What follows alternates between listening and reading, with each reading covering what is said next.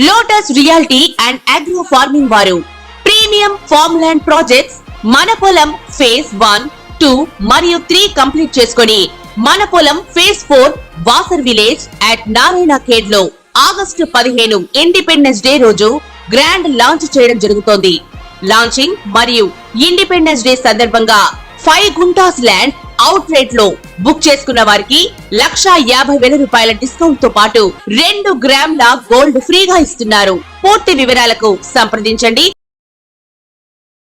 శ్రీమాత్రే నమః. సద్గురు జ్యోతిషాలయం వారి యొక్క అక్టోబర్ నెల పూర్తి రాశి ఫలితాలని ద్వాదశ రాశులకి మనం ఇప్పుడు తెలుసుకోబోతున్నాం. ఈ జ్యోతిషాస్త్రం అనేది పడుతున్న వర్షానికి ఒక గొడుగు మాత్రమే కానీ జ్యోతిష్యం జీవితం కాదు. బాగా గుర్తుపెట్టుకోండి. మీరు మిమ్మల్ని నమ్మండి, మీ కులదైవాన్ని నమ్మండి, మీ ఇష్టదైవాన్ని నమ్మండి. మీరు చేస్తున్న వృత్తి వ్యాపారానికి న్యాయంగా ఉండండి. తప్పకుండా మీ రాశి ఫలితాలు అద్భుతంగా ఉంటుంది. సకల దేవతలు మీకు అనుగ్రహిస్తారు. ఇంకా కొంతమంది లేదండి, కొంచెం మానసికంగా మేము ఒత్తిడిగా ఉన్నాము అనుకున్న వాళ్ళు మీ పరిసర ప్రాంతాల్లో ఉన్నటువంటి సద్గురువులను సంప్రదించి మీ యొక్క జ్యోతిష్యాన్ని తెలుసుకోండి. లేదా మా ద్వారా తెలుసుకోవాలనుకుంటున్నారా, దయచేసి చెప్తున్నాను, అర్ధరాత్రి కాల్ చేయడం మానేయండి. 21 వయసు లోపు ఉన్న వాళ్ళు అడగకండి. 60 వయసు ఉన్న పెద్దవాళ్ళు దయచేసి, మీరు అందరూ 60 సంవత్సరాలు పొందినవారు కాబట్టి అసలు అడగకండి. ఇల్లీగల్ అఫైర్స్ వద్దు, ఆర్థికమైనటువంటి సమస్యలు వద్దు, విద్యార్థులు అసలు చేయకండి.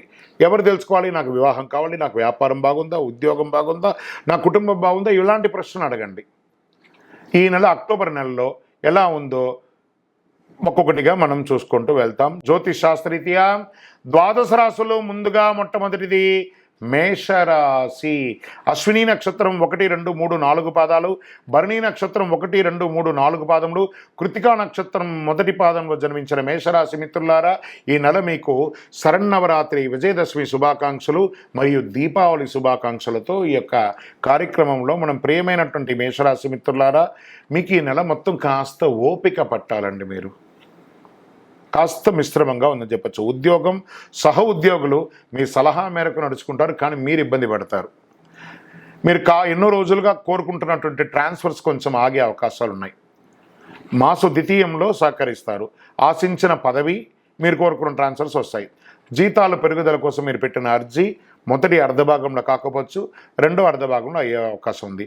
ఉద్యోగం, కొంతమందికి విదేశాలకి వెళ్ళాలి అనుకున్న వారికి ఇది ఒక మంచి సమయం అనుకోవచ్చు. అక్టోబర్ 15 తర్వాత మీరు ప్రయత్నం చేస్తాం. ఆర్థికంగా ఈ నెల హెచ్చు తగ్గులు చాలా ఎక్కువ ఉంటాయి. అనుకోని ఆదాయం వచ్చి, వాస్తవానికి పండగలు వస్తున్నాయి కదా, ఖర్చే 100% ఒప్పుకుంటాను, కాస్త దాన్ని జాగ్రత్త పడండి. అనుకోని ఆదాయం వచ్చే అవకాశం కూడా ఉందండోయ్. మళ్ళీ అది కూడా ఉంది. వృత్తి వ్యాపారంతో స్థిరత్వం కలిగి వ్యాపారానికి సంబంధించి పెద్ద పెట్టుబడులకి దూరంగా ఉండండి. న్యూ ఇన్వెస్ట్మెంట్స్కి దూరంగా ఉండండి. దూర ప్రయాణాలు అవకాశం ఉంటే నివారించండి, ఆపుకోండి. భాగస్వామ్యం అంటే పార్ట్నర్షిప్ ఒప్పందాలు కొన్ని రోజులు దూరంగా ఉండండి. ఉద్యోగం చేసే మహిళలకి ఇది ఒక మంచి సమయం చెప్పచ్చు. నెలాఖరులో ఉత్సాహకరంగా ఉంటుంది. తల్లిదండ్రులతో విభేదాలన్నీ కూడా తొలగిపోతాయి. స్వదేశీ ఆస్తికి సంబంధించి ఎన్నో రోజులుగా ఇబ్బంది పడుతున్న ఎన్ఆర్ఐస్కి తొందరపాటు నిర్ణయాలు ఏది తీసుకోకండి. ఇది కొంచెం ఆలస్యమయ్యే అవకాశాలు ఉన్నాయి. భార్యాభర్తల మధ్య మాసు ద్వితీయంలో అన్యోన్యత పెరుగుతుంది. సోదరులతో కొన్ని విభేదాలు ఉంటే అవి కొన్ని తొలగిపోయే అవకాశాలు ఉన్నాయి. కుటుంబంలో శుభకార్యాలకి శ్రీకారం చుడతారు. బంధువులతో సమన్వయం అవుతారు. స్థిరాస్తి పంపకాలు, ధనలాభం ఎందు అనుకూలత ఉంటుంది. దూర ప్రయాణాల్లో వాహనాలు ఇబ్బంది వచ్చే అవకాశాలు ఉన్నాయి. జాగ్రత్త. చోరభయం, వాహనములు పోవట మొదలగు నష్టాలు వచ్చే అవకాశాలు ఉన్నాయి. అధిక శ్రమ ఉంటుంది, ఫలితం తక్కువ ఉంటుంది.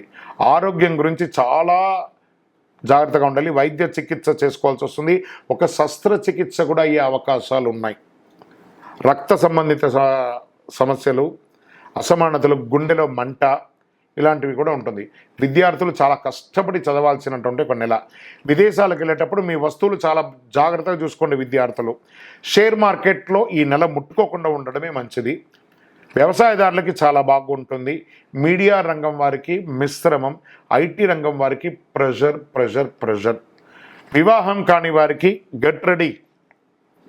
మీకు రాకుమారుడు, మీకు ఒక రారాజు, స్త్రీ పురుషులు ఇరువురికి కూడా రాబోతున్నారు. గట్టిగా ఉండి. రాజకీయ నాయకులు గం గణపతి నమః, సైలెంట్గా ఉండండి రాజకీయ నాయకులు. తస్మాత్ జాగ్రత్త అని కూడా చెప్పచ్చు. సరే, ఈ నెలంతా కూడాను అదృష్ట రోజులు ఏమైనా ఉన్నాయంటే 2, 4, 11, 14 ఈ నెలంతా కూడా అదృష్టంగా ఉంటుంది. మీ యొక్క లక్కీ నెంబర్ 5 అని చెప్పచ్చు. కలర్ వచ్చేసి ఊదా రంగు అని కూడా చెప్పచ్చు. ఈ నెల చంద్రాష్టమం అక్టోబర్ 6 సాయంత్రం నుండి 7, 8, 9 ఉదయం వరకు కూడా చంద్రాష్టమం ఉంటుంది. చాలా జాగ్రత్తగా ఉండండి. ఈ 2.5 రోజులు మౌనంగా ఉండండి. ఏ విధమైనటువంటి దస్తావేజులు సంతకం పెట్టకండి, ఎవరితో గట్టిగా మాట్లాడకండి, జాగ్రత్తగా ఉండండి. వాహనం నడిపేటప్పుడు కూడా చాలా జాగ్రత్తగా ఉండండి.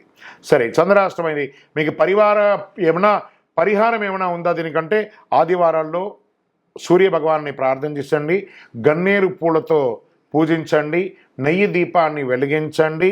శుక్రవారాల్లో దుర్గాదేవిని పూజించడం చాలా మేలు జరుగుతుంది. మేషరాశి మిత్రులారా, అతి శక్తివంతమైనటువంటి ఈ కరుంగాళి మాలను ధరించండి, సకల అనుగ్రహాలను పొందండి.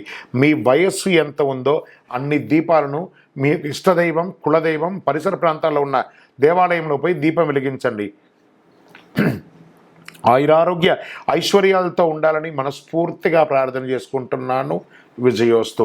మీ యొక్క పర్సనల్ జాతకం తెలుసుకోవాలనుకుంటే ఈ కింద కనబడుతున్నటువంటి నంబర్కి వాట్సాప్ ద్వారా మీ పేరు, date of birth, time of birth, place of birth పెట్టండి. నమస్కారం. ఆ శ్రీకృష్ణ భగవాన్ యొక్క పిల్లలు ఉన్నారు, వాళ్ళ గురించి చాలామందికి తెలియదు. శ్రీకృష్ణుడికి కొడుకు, కూతురు వీరందరూ ఉన్నారా? అవును, ఉన్నారు. దాన్నే మనం ఇప్పుడు తెలుసుకోబోతున్నాం. హిందువులు ఎక్కువగా ఆరాధించే దేవుడు శ్రీకృష్ణుడు ప్రధాన పాత్ర పోషించిన వాడు. దశావతారాల్లో ఒకరుగా ఉంటున్నారు. చిన్ని కృష్ణుడు, ఆయన ఆలైల కృష్ణుడు అంటారు, లడ్డు గోపాల్ అంటారు. భారతదేశంలో మాత్రమే కాకుండా ప్రపంచవ్యాప్తంగా పూజలు అందుకుంటారు. ఆయన జీవితం చాలా ఆసక్తికరంగా ఉంటుంది.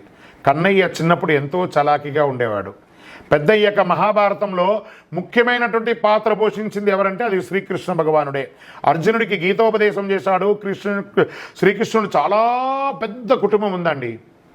భగవద్గీత అనే ఒక మహత్తరమైనటువంటి సబ్జెక్ట్ని మనకు అందించినటువంటి ఒక మహానుభావుడు. ఈ కుటుంబం ఎంత పెద్దది అంటే జగమంత కుటుంబం నాది అంటారు చూస్తారా, అలాంటి జగమంత కుటుంబం ఆయనది. కానీ ఆయనకంటూ ఒక వ్యక్తిగతమైనటువంటి ఒక కుటుంబం కూడా ఉంది. శ్రీకృష్ణుడు రుక్మిణి, సత్యభామ, జాంబవతి, కాళింద, మిత్రవింద, నాగ్నజితి, భద్ర, లక్ష్మణ అని 8 మందిని వివాహం చేసుకున్నారు వారు. వీరిలో ప్రతి ఒక్కరితో వారికి పిల్లలు, ప్రతి ఒక్కరికి కూడా పిల్లలు ఉన్నారు.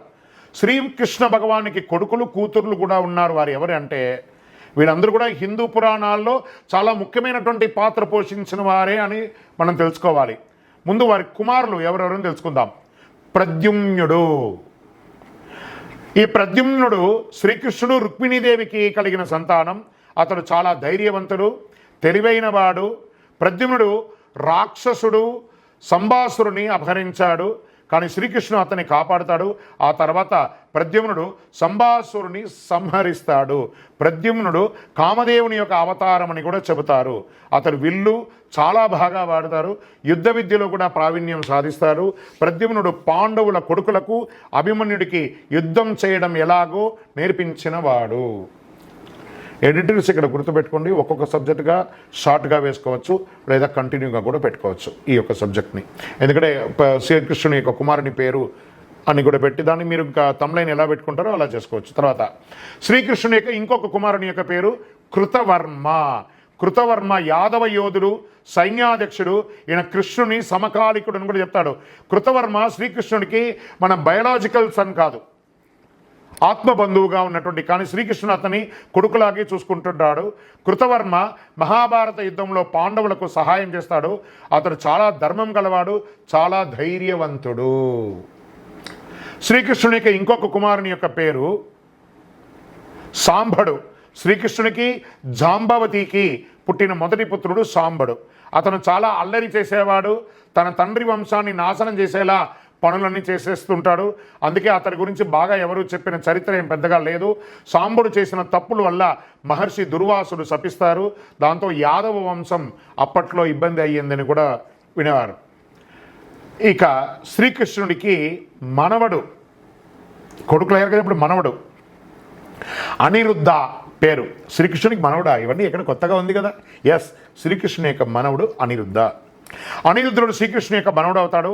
అతని తండ్రి ప్రద్యుమ్నుడు, తల్లి రుక్మావతి. అనిరుద్ధుడు చాలా ధైర్యవంతుడు, చాలా తెలివైనవాడు. అనిరుద్ధుడు రాక్షసుల రాజైన బాణాసురుని కూతుర్ని యొక్క ప్రేమిస్తాడు. ఎంత అద్భుతంగా ఉంది చూసారా. తర్వాత ఇప్పుడు శ్రీకృష్ణుడికి కూతుర్లు. శ్రీకృష్ణుడికి కూతుర్లు ఉన్నారా? వాళ్ళెవరు? వారి పేర్లు మనం తెలుసుకుంటాం.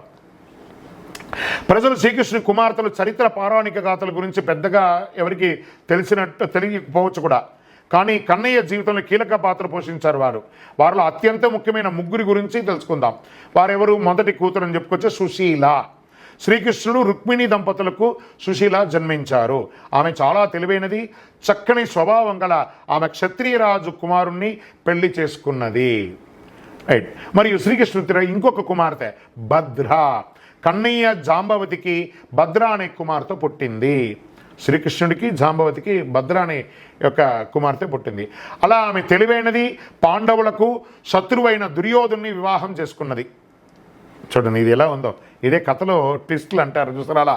తర్వాత స్వామివారికి శ్రీకృష్ణుడికి ఇంకొక కూతురు చారుమతి. ఈ చారుమతి శ్రీకృష్ణుడు సత్యభామ దంపతులకు పుట్టింది. ఆమె చాలా అందంగా ఉంటుంది.